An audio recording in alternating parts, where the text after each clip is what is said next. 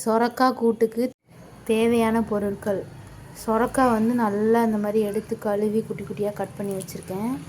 ரெண்டாவது வந்து வெங்காயம் 2 பச்சை மிளகா, 2 தக்காளி. பாசிப்பருப்பை வந்து கழுவி மஞ்சத்தூள் போட்டு அடுப்பில் வச்சுருக்கேன். இப்போ வந்து இதில் 1 by 1 நம்ம போட்டுடலாம். வெங்காயம், தக்காளி, மஞ்சத்தூள் நம்ம ஆல்ரெடி போட்டாச்சு, அவ்வளோதான். இப்போ நம்ம மூடி விசில் விட போகிறோம். விசில் விடுறதுக்கு முன்னாடி நம்ம மெயினாக ஒன்று சேர்க்கணும். என்னான்னு பார்த்தீங்கன்னா அதுதான் சொரக்காய். சொரக்காய் இல்லாமல் எப்படி சொரக்காய் கூட்டு வரும்? அதனால தான் நம்ம சொரக்காய் சேர்க்குறோம். சொரக்காய் நல்லா சீவி குட்டி குட்டியாக அரிஞ்சு நல்லா கழுவிக்கோங்க. இந்த கொடிக்காய் பொறுத்த வரைக்கும் எப்போதுமே நம்ம உப்பு போட்டு தான் கழுவ சொல்லுவாங்க. ஏன்னு பார்த்தீங்கன்னா அந்த கொடியிலலாம் பாம்பு இருக்குமா, அந்த பாம்போட விஷம் வந்து அந்த காயில் இருக்கும் அப்படிங்கிறதுக்காக நம்மள உப்பு மஞ்சத்தூள்லாம் போட்டு கழுவ சொல்லுவாங்க.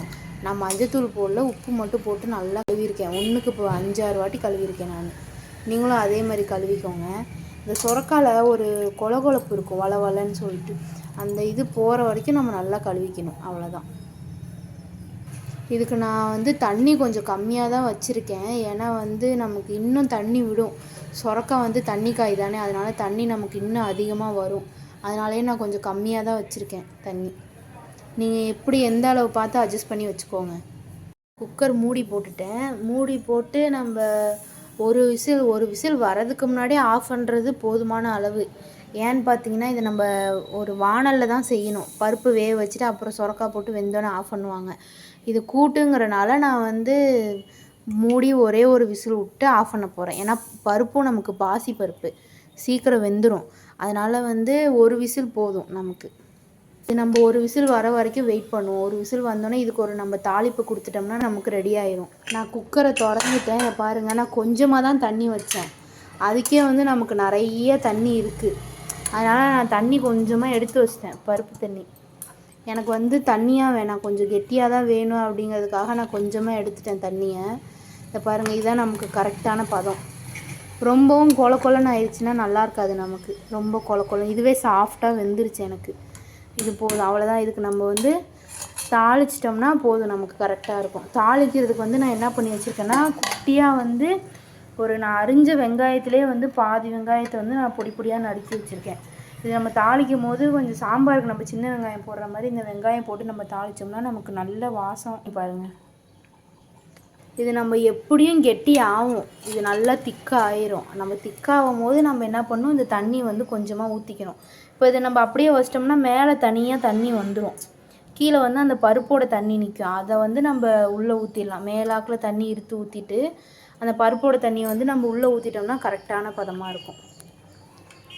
அவ்வளோதான். இப்போ நம்ம தாளிப்பு கொடுத்துடலாம். தாளிப்பு கொடுத்துட்டோம்னா நமக்கு முடிஞ்சிச்சு, அவ்வளோதான். கூட்டு ரெடி ஆயிடுச்சு.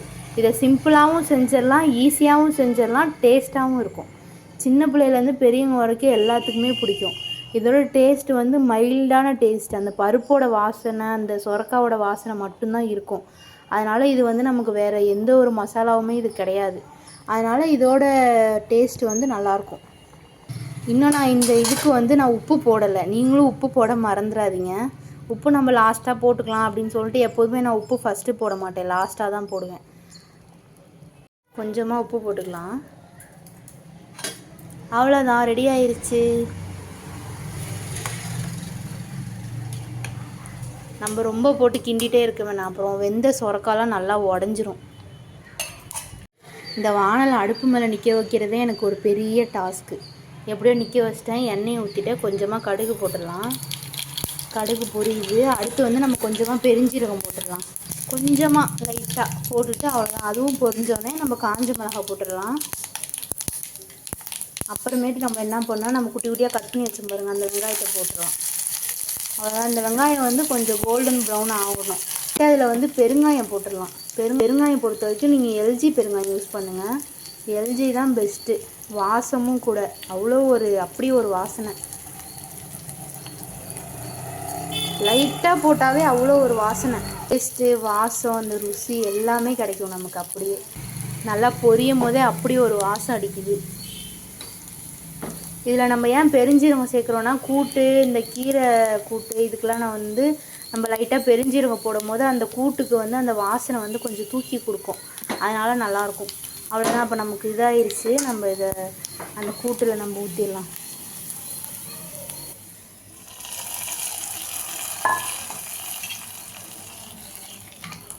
போட்டு நம்ம கொஞ்சம் கிண்டி இதை திருப்பி நம்ம அப்படியே நம்ம உள்ளே ஊற்றிடலாம். அவ்வளோதான், கூட்டு ரெடி ஆயிடுச்சு. இப்போ இதில் வந்து நம்ம எதுவுமே செக் பண்ண தேவையில்ல. உப்பு மட்டும் கரெக்டாக இருக்கா அப்படின்னு நம்ம செக் பண்ணிட்டோம்னா நமக்கு அவ்வளோதாங்க, எல்லாம் ரெடி ஆயிடுச்சு. இப்போ வந்து நான் செஞ்ச சொரக்காய் கூட்டை போட்டு நான் சாப்பிட போகிறேன். நீங்களும் சாப்பிட வாங்க. கண்டிப்பாக இதே மாதிரி நீங்களும் வீட்டில் ட்ரை பண்ணி பாருங்கள். டேஸ்ட்டு சும்மா அப்படி இருக்கும்.